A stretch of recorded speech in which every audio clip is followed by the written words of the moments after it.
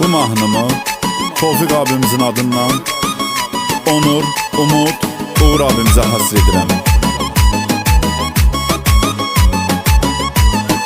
Onur abi bizler üçün gərəkdi, birbaşa qardaşdı, biz üçün ürəkdi, çox insanlara dəstəkdi, köməkdi.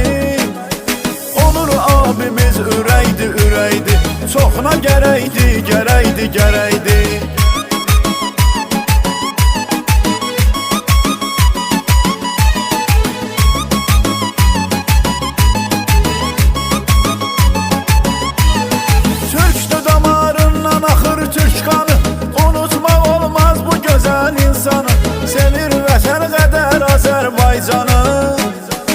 Onur abimiz ürəkdi, ürəkdi, çoxuna gərəkdi, gərəkdi, gərəkdi.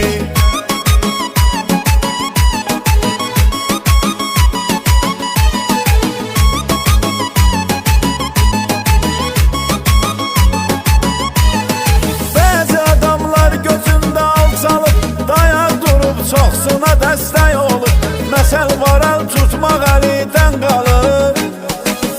Abimiz ürəkdi, ürəkdi, çoxuna gərəkdi, gərəkdi, gərəkdi.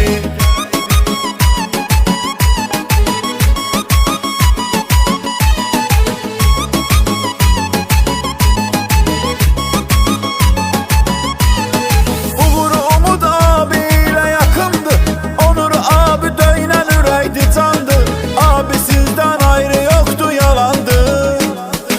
Onur abimiz ürəkdi, ürəkdi, çoxuna gərəkdi, gərəkdi, gərəkdi.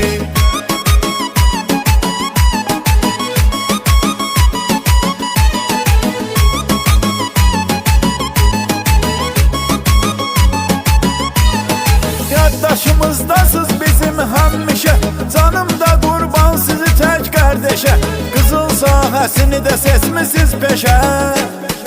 Onur abimiz ürəkdi, ürəkdi, çoxuna gərəkdi, gərəkdi, gərəkdi.